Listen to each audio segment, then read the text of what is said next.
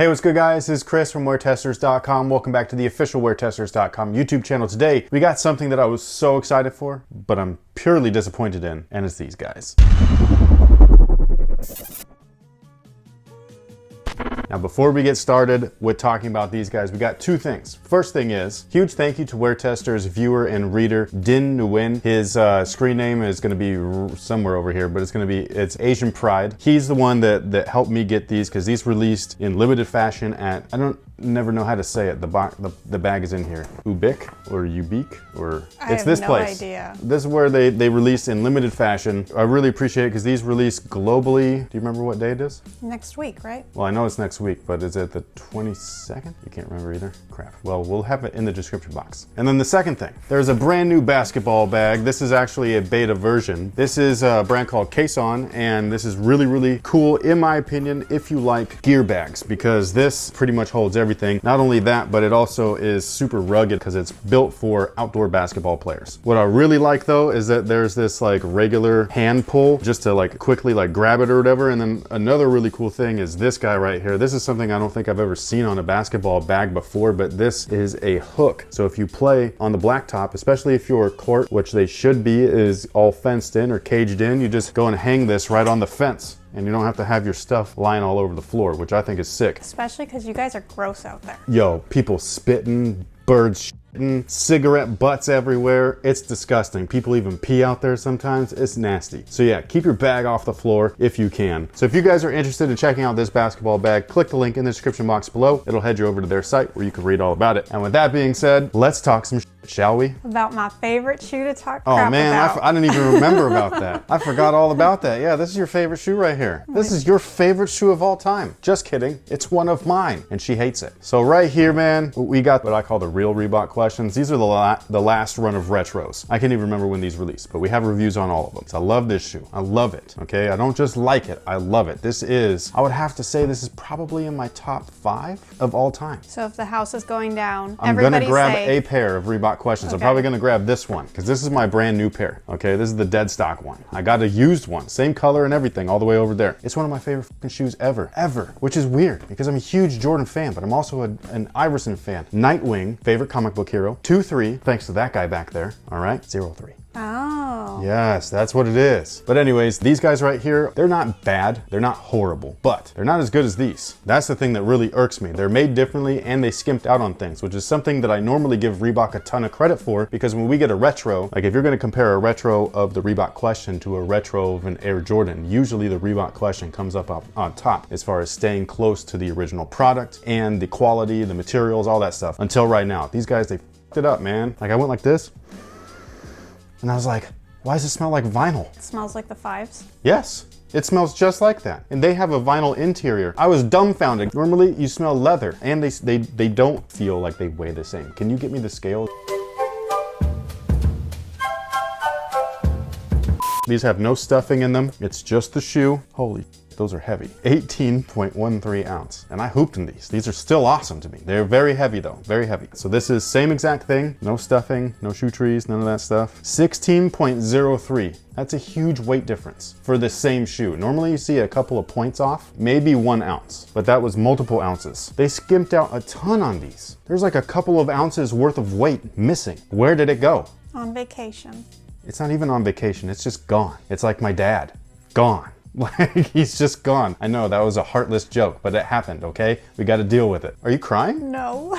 She's crying now. It was my joke about my life. Sometimes you just have to laugh at it. So these guys right here, again, I just feel like they butchered the shoe. There are things that I really love about them though. The main thing is the toe. Tell me I'm not crazy, guys. Like I love the way that this looks. This looks closer to the original, even though not quite original, but I just really like this look. It's very clean. It's got that swoop to it. This is the way that I wish Jordan Retros looked. Second thing that I like is that they still do use nice leather primarily on most of the build. It's just not this kind of leather or that kind of leather. It's a lot thinner of a cut. The pebble or tumbled look to it doesn't look the same. Tumbled leather is not natural. It's an effect that they put with the PU coating and stuff. There's a way to make it look nice, especially once it's broken in, like these guys. They look a little mangled, but like they look like, oh yeah, somebody had their foot in there and now it's like a nice fit for them. But instead, this just looks cheap to me. And the last thing that I really like is that the vector logos are just like the original shoe, which is not what we were getting on the previous retros. They did some things different. The 3 on the back on both of them, they're a little bit different. They both contrast and all that stuff. Same with the logos on the heels. That was not something, this is what they used to always look like. They always had the white branding. I don't mind that. We always had the Reebok down here, and then on this side, it always had the vector logo. It says Reebok on both sides now. So those changes I dig, I really do. Like, I don't mind those things and all that stuff. We still got the nice fluffy padded tongue. This area right here, this part of the tongue was always vinyl. I don't mind. It was always like that, so I'm cool with that. This whole panel right here though, this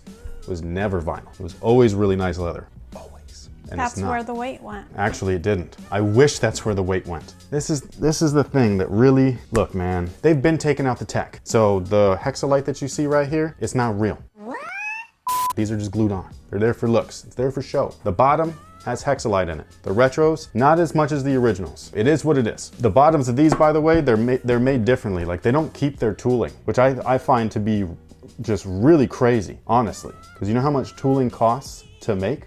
A ton. A ton. We've gone over this before. It depends on the shoe. It depends on if you're going half sizes. It depends on if you're going from grade school all the way up to 18, 22 in some cases, like for Shaq and stuff like that. To open up tooling molds, it's so expensive. So expensive. And the fact that they get rid of them every time, I'm like, what? Anyways, the number one thing that they did just ruins the shoe to me. Okay, this is what they're supposed to come with. Okay, this is the best thing on almost any basketball sneaker. Look at this insole. Look at this beefcake. Oh my gosh, this thing is awesome. Look at that. It's got a shock pad in the back. It's a thick polyurethane, like you can, it's like smacking a fresh ass. It's so awesome. That's what she said. You wanna know what comes in this retro? You don't, but you're gonna find out. This is the insole. I don't see a difference, do you? What the hell? You just made the sale for these shoes disappear next week. Look, man, if you're a fan of the Reebok Question, because I am, and clearly I don't even know how many pairs I own.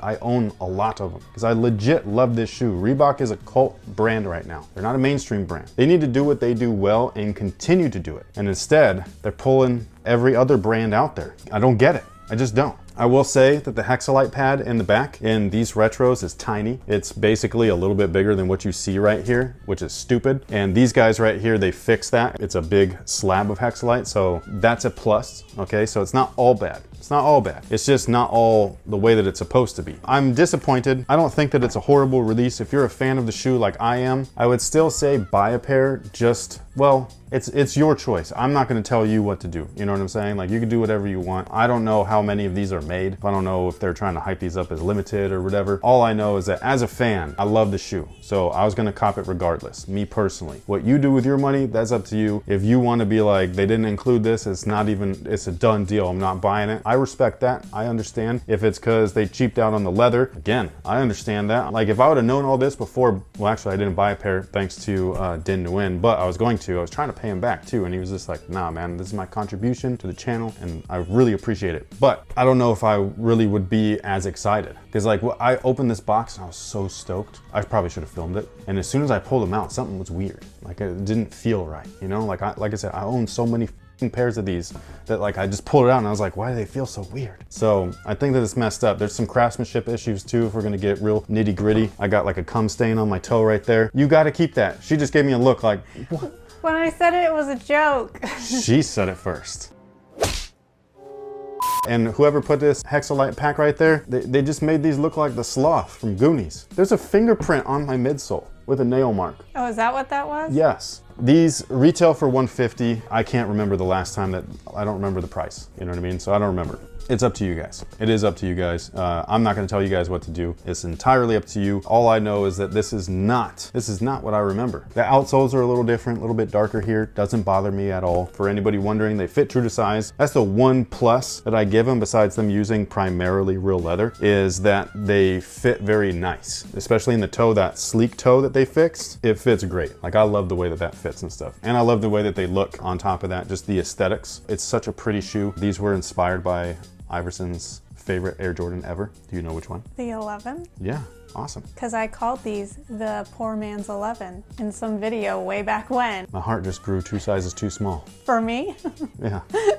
So yeah, that's pretty much it with these guys. I don't know what else to say. I'm just disappointed. I would probably still buy the shoe because I'm a sucker. Like, I just love nostalgia. The double cross is what these are all about. It's a nickname and stuff for anybody that's like, he didn't tell the story. As if storytelling matters when the product sucks. But this is about the double cross. This is about the 2 shoes that he wore during his rookie season. We crossed up Mike wearing these while Mike was wearing those. It was look at that. That's a pack right there. That's a pack. He actually crossed up everybody. He had the meanest little hezzy head fake. Boom. You know what I mean? Okay, she's telling me I gotta go, guys. You gotta listen to the boss.